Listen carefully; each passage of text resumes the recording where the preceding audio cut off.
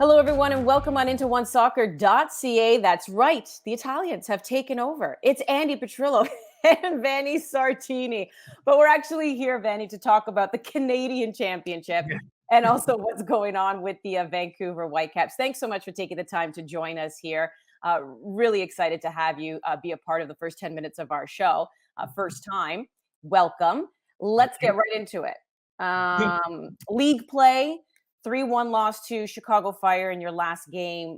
The late goals, right? 76th, 90th minute.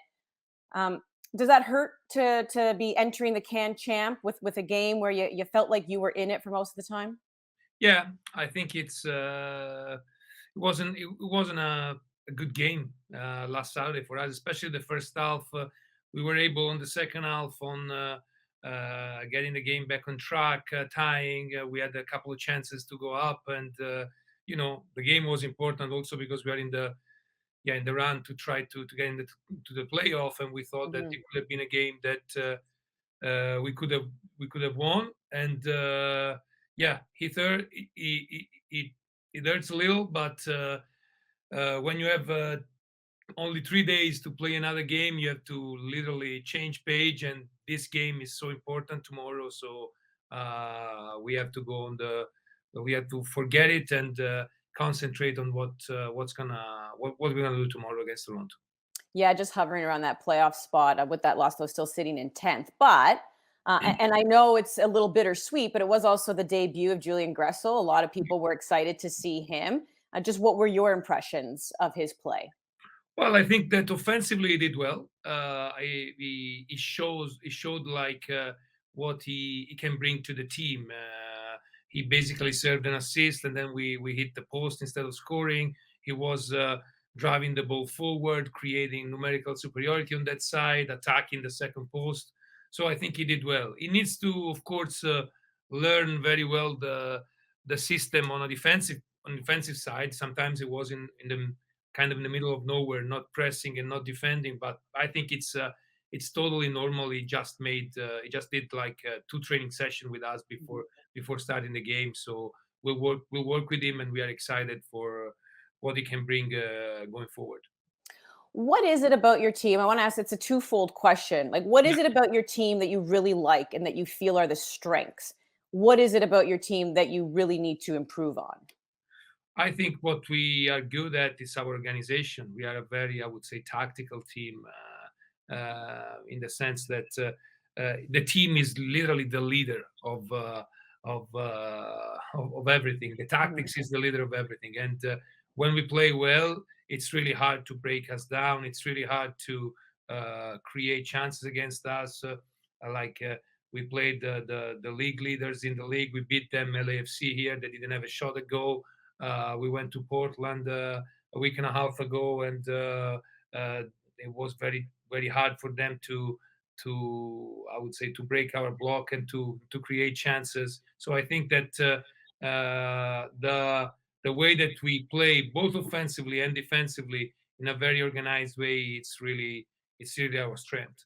Mhm. In terms of margin of improvement, I would say we need to convert the chances that we have in goal. Even last game against Chicago, when I got the report yesterday in terms of XG expected threat, we were much better than Chicago, and then at the end we lost. Then the same thing happened against Minnesota. The same thing happened in tied game against Portland. So I think we need to improve. Our, I would say, choice and quality of play in the last 25, 30 meters of the pitch. Is it encouraging? And we always have this fun little debate, right, between the analytics and then what's actually happening on the pitch. But when you Yeah. state those numbers, is it encouraging that you at least see the expected goals and how the number is higher, or does that not satisfy you?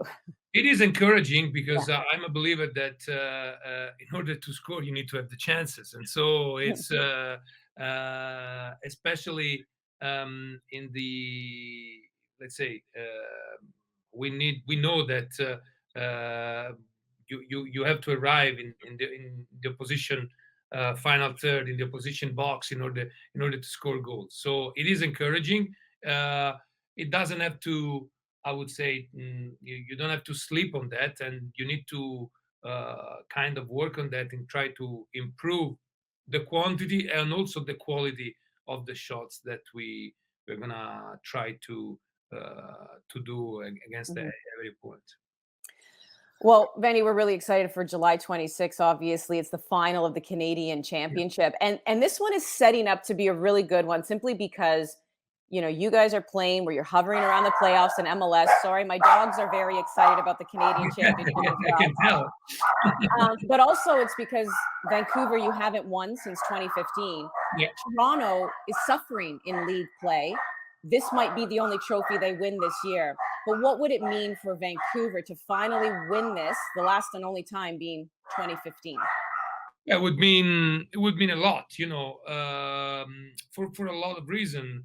It's a trophy, and as you said, in the last years, we didn't have the opportunity to win a lot of trophy.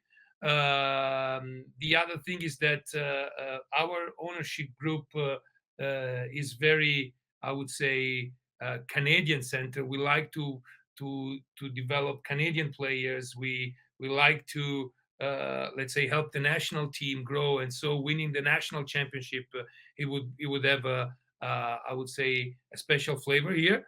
And the third thing is that also because uh, since the Canadian Championship became a little, I would say, bigger and more interesting with the entrance of the CPL teams, we didn't do well. We've been eliminated in the first round for 2 years in a row.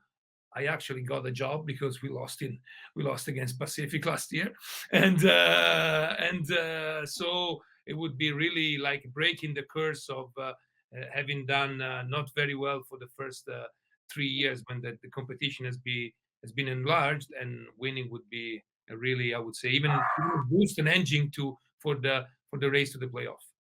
One door closes, one door opens, and you're right. Then you've entered the fold. But what about Toronto FC? This is a completely different team just in the last week, right? Insigne, Crescito, Bernardeschi, and what a debut for the Italians. And then, the victory for Toronto FC 4-0. So, what is it going to take to beat them? Because it's a completely different looking team. Yeah, yeah. We beat them in the league like 2 months ago, but now they're a completely different team because you mentioned the three Italian, but they only have they added also two Canadian national team player like Mark Anthony Kay and Daniel Henry. So that's they are a completely different team. What we need to do again is what I said before. It's our strength is the organization. We need to limit their uh, their top players. We don't have to hide that. In my opinion, if Insigne and Bernardeschi are at the 100% of their fitness, they're the best player in the league, are the number one and number two player in the league. So there's no Bale, there's no Vela, there's no nothing. They're the best. So Mhm. that's it's the in order to limit the best player in the league, for me, the only way is to limit the source of the of service to them. So we don't have to do any special, I would say, cage or treatment, because if you go 1-on-1 against those players, sooner or later the 1-on-1 is gonna be you're gonna be beaten. So we need to be really, really, really, I would say, aggressive, but in the right way to win a lot of balls in the middle third, not play too much in our final third, and try to exploit the fact that Toronto is a team that like to attack with a lot of players. So sometimes they leave space, especially in transition, for the counterattack. Mhm.